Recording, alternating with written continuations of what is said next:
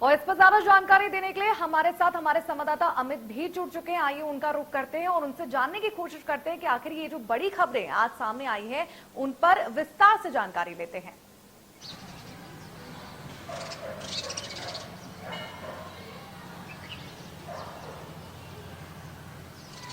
अमित भी हमारे साथ जुड़ चुके हैं और साथ ही कुलभूषण भी लगातार हमारे साथ बने हुए हैं। अमित, आज सीएम भूपेश बघेल का 3 जिले का दौरा है, इस पर क्या कुछ अपडेट है?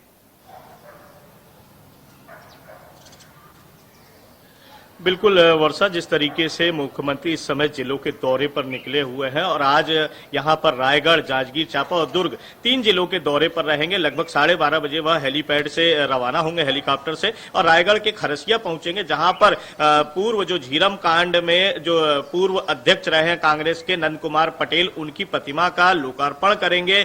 और वहां से लोकार्पण करने के बाद वह जांजगीर चांपा लगभग 3:15 बजे के लगभग पहुंचेंगे, जहां पे माल खरौंदा के जो भाटा गांव है, तो ग्राम भाटा में पहुंचकर वहां स्थानीय कार्यक्रम में शामिल होंगे। इसके बाद लगभग वह दुर्ग जिले के दौरे पर जब पहुंचेंगे तो दुर्ग जिले के एक मड़ई मेला का कार्यक्रम रखा गया है, उसमें मड़ई मिलन कार्यक्रम में शामिल होंगे। तो इस तरीके से मुख्यमंत्री लगभग 6:05 पे रानी तराई से होते हुए मुख्यमंत्री निवास रायपुर के लिए रवाना होंगे। तो इस तरीके से पूरे दिन भर मुख्यमंत्री 3 जिलों के दौरे पर रहेंगे। मैं यहां बताना चाहूंगा कि मुख्यमंत्री इस समय मिशन 2023 के तहत अभी से वह जुटे नजर आ रहे हैं। जिस तरीके से सामाजिक कार्यक्रमों में और जिले के दौरों के कार्यक्रमों में वह लगे हुए हैं, तो वह इस समय पूरी तरह चुनावी मोड में आ चुके हैं। जी वर्षा। जी बिल्कुल अमित।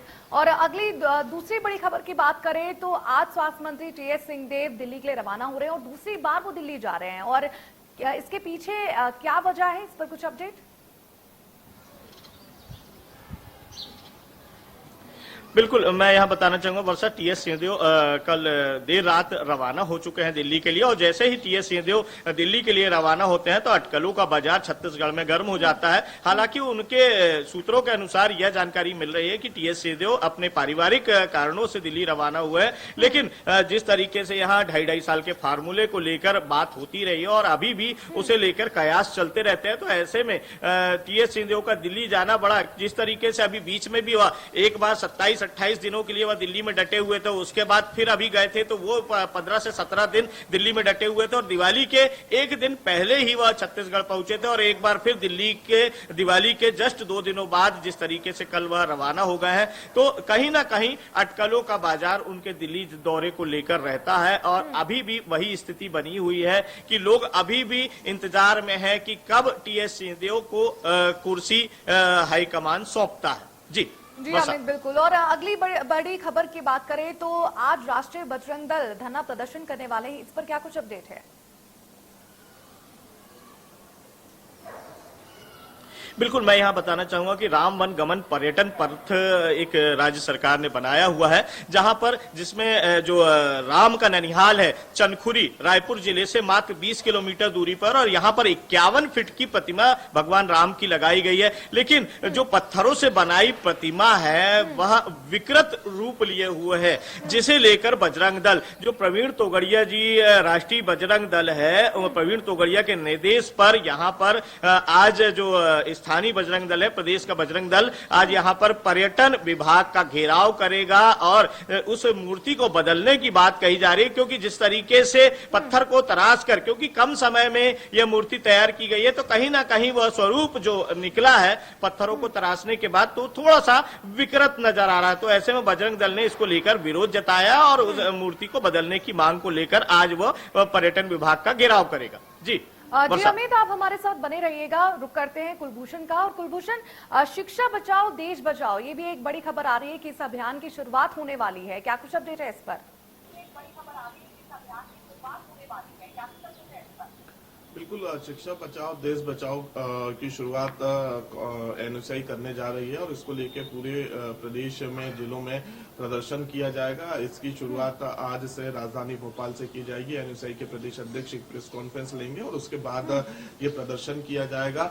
इस अभियान की शुरुआत मध्य प्रदेश की राजधानी भोपाल से की जाएगी। इसके साथ ही जिले स्तर में भी इस अभियान को चलाया जाएगा, क्योंकि लगातार यहाँ पे शिक्षा के साथ जो खिलवाड़ किया जा रहा है, इसको लेकर एनयूसीआई ये एक नया मुहिम चलाती हुई नजर आ रही है, क्योंकि नए युवा है, यूथ विंग है, तो कहीं ना कहीं वो युवाओं को जोड़ना चाहती है और लगातार इस तरह के कार्यक्रम करती हुई नजर आती है।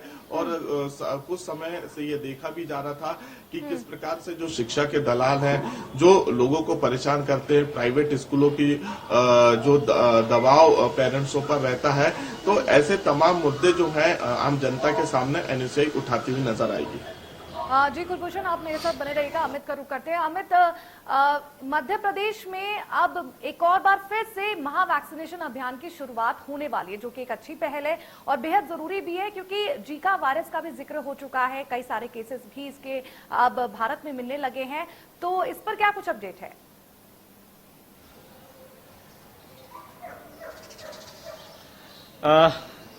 ये मध्य प्रदेश से जुड़ा मामला है वर्षा। कुलभूषण से आप चर्चा कर सकते हैं। जी माफ करिएगा कुलभूषण, जैसा कि जिक्र हुआ था महा वैक्सीनेशन अभियान की, तो महा वैक्सीनेशन अभियान एक बड़े स्तर पर अब होने जा रहा है और बेहद जरूरी भी है, और शायद सरकार को भी अब समझ में आने लगा है कि ये बेहद ही जरूरी कार्य है, क्योंकि जीका वायरस का भी जिक्र अब हो गया है।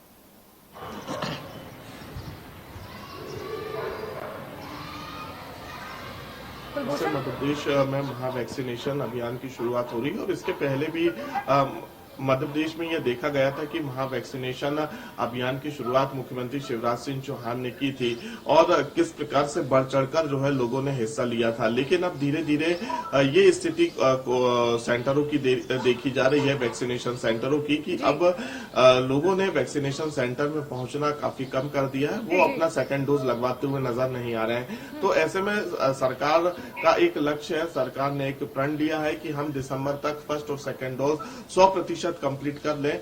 इसको लेकर जो है 4 चरणों में एक बार फिर से महा वैक्सीनेशन की शुरुआत हो रही है। मुख्यमंत्री शिवराज सिंह चौहान सहित तमाम कैबिनेट के मंत्री इस वैक्सीनेशन महाअभियान में शामिल होंगे, इसकी शुरुआत करेंगे। इसके साथ ही लोगों को जागरूक किया जाएगा कि अगर तीसरी लहर से बचना है तो वैक्सीन बेहद ही जरूरी है।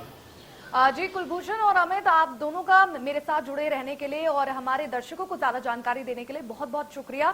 फिलहाल बुलेटिन में बस इतना ही। मुझे दीजिए इजाजत। देश विदेश की ऐसी ही तमाम बड़ी खबरों के लिए आप देखते रहिए इंडिया न्यूज मध्य प्रदेश छत्तीसगढ़। मध्य प्रदेश छत्तीसगढ़ की हर खबर सीधे आपके मोबाइल फोन पर, सोशल मीडिया के हर प्लेटफॉर्म पर है।